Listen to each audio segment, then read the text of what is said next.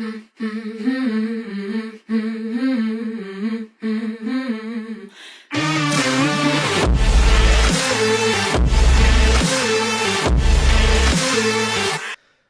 so this guy says, "You guys are quickly becoming my top podcast."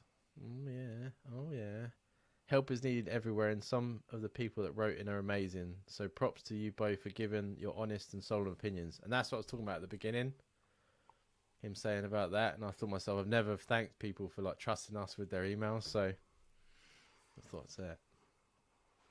So he says, "I've been travelling from work back and forth from Ireland to Liverpool every week, which isn't a massive journey, but I've managed to get myself into a bit of a mess. I have a wife and a kid at home, but for some reason, to my colleagues, I have maintained that I live by myself and very much single when I'm in Ireland. And some of the gents that I work with are heading over to Liverpool for the weekend and want to meet for some drinks. My closer mate, instead of staying at a hotel with the rest of them, has asked if he can stay at mine. If I say yes, I will have to answer a million questions. If I say no, he will get upset because I won't have a valid reason. Basically, karma has come to bite me in the arse. I'm not sure what I'm supposed to do about it. Any ideas?" So I knew he wouldn't hear this episode by the time they come over, so I actually replied. I'll let you go first, Jamie, and I'll see if it lines up with what I actually told him.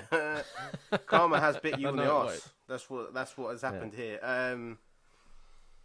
Because I know your rule on take it to the grave, Jamie. So yeah, there's taking it to the grave, yeah. But I think at the same time, it's also your motives behind pretending that you're a fucking living by yourself. Like if he was doing it so he could bang girls in Ireland, then that could fuck him up. But, well,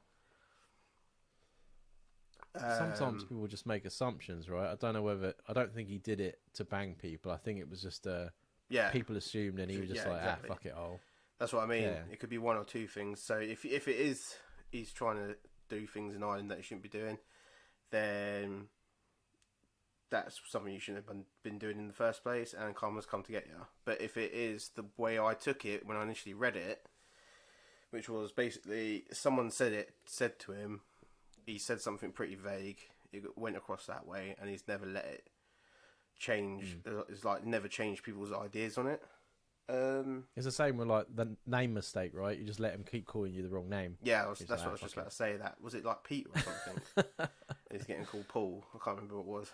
Oh, the guy, yeah. From a previous episode, yeah. People said just leave it.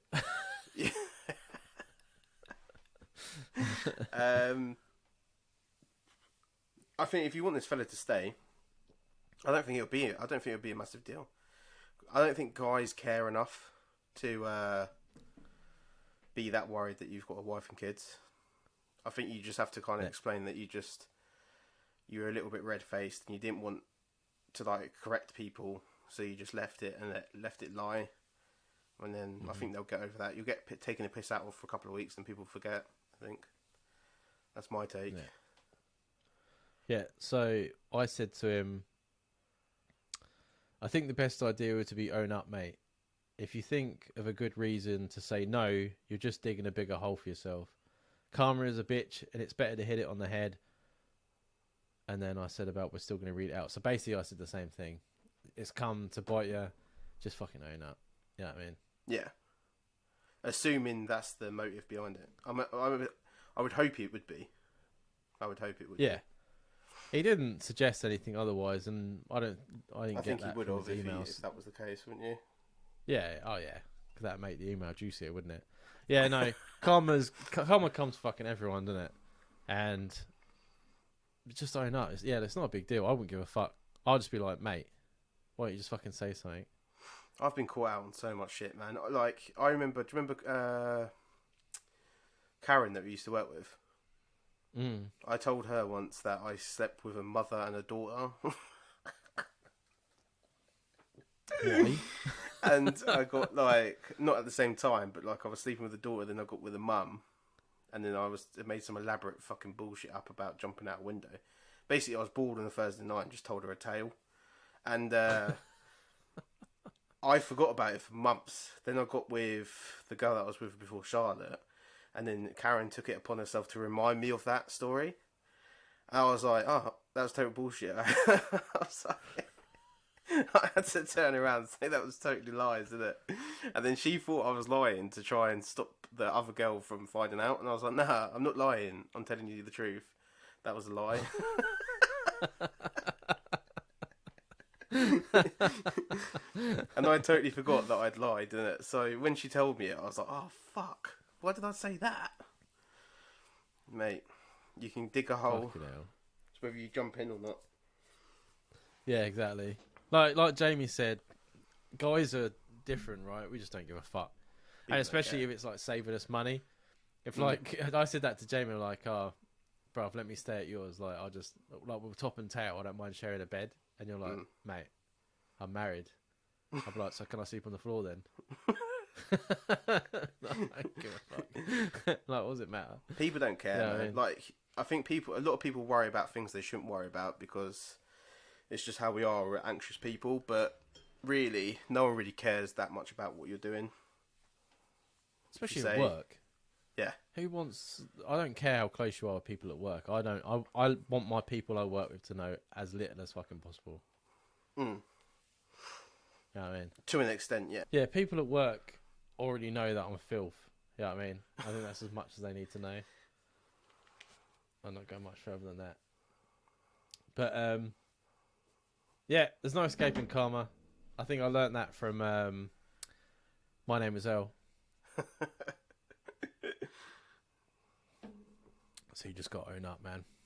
And hopefully it works out all right for you. You might just have to buy a round and then everyone will forget it. Yeah, buy a round or like especially with a group of guys, you'll get a bit of banter for a little while and that'll be it. Faux show. Faux show. Or start a podcast, talk about it on the podcast, and then people find because sometimes I've been told stuff at work that I've totally forgot I've said on here, and they're like quoting stuff back to me. I was like, how the fuck do you know that about me? And there's some fella I've never spoke to, and he's like, I listen to your podcast. I was like, bro. Mate, no one at my work listens to it because they're all like Polish, right? Like Polish So they and don't all that listen to sort of podcasts stuff. at all. I've spoke about it. I've worn the t-shirts and stuff like that, and they're like, "What's that?" And I'm like, "Oh, it's a podcast." One guy goes to me, "Oh, are you an influencer now?" In like broken English, and I'm like, Yes. "Why?" And he's like, "Oh, I saw a video you put up on your Facebook." I was like, "Oh no, I do a podcast, mate. That's from the podcast." He's like, "Oh," and just walked away. I was like, "Okay, fair enough." Yeah, I don't think they quite understand I mean? what it is, do they? They're all like fishing and stuff like that. I don't think anyone really listens They're to not it. in that world. No, but yeah, no, I'm just gonna have to come round fucking Luton and just walk past your work building. Well, I told you about last night, didn't I? Where I was sitting in the restaurant. And I thought I was getting recognised because obviously it had happened at fucking Alan Carr. So I was like getting a bit ahead of myself. I had a few drinks, Yeah. so I was getting confident in myself. And then like this woman come over to me and she was like hugging me and shit. And I was like, hey. And then she was like, oh, you're Jamie, right? And I was like, yeah. And she's like, oh yeah, I'm your fucking auntie's sister or something, or some kind of fucking like long distance relative of mine. I was like, oh fuck, I completely got that wrong. Immediately you stop smiling. You're like, oh, thanks. It was like my granddad's cousin's, no, my granddad's sister's daughter that I've never fucking seen in my life, but somehow she got me on Facebook and recognised me. Fuck's sake, man, that'd have been so good. So good. Because then you could have like taken a picture together, and then they could have like tagged us in it. Oh mate, can you imagine if I went that far to do it, and it was just a relative of mine? Oh, you walked over to them? Yeah. It's like that scene you were saying in the film where like they go to speak, and you're like, yeah, of course I will. And you like take out a pen and like write on their face or something, sign it, and then like walk away. I'm like, what are they doing? And you're like, I didn't yeah. say nothing in front of Charlotte because Charlotte would be like, what the fuck? You think you're more famous than you are? It's been like more famous than you. But that'd be fucking mental. I still sometimes when I go out just look around, like put my neck out like a giraffe. So anyone sees it. Problem is But when you're up there, man. It's like unless you get someone actually in Edinburgh that is from like the UK part listeners, you're never gonna. It's gonna be hard, isn't it? Down here, people listen yeah, oh because I'm yeah, yeah. here.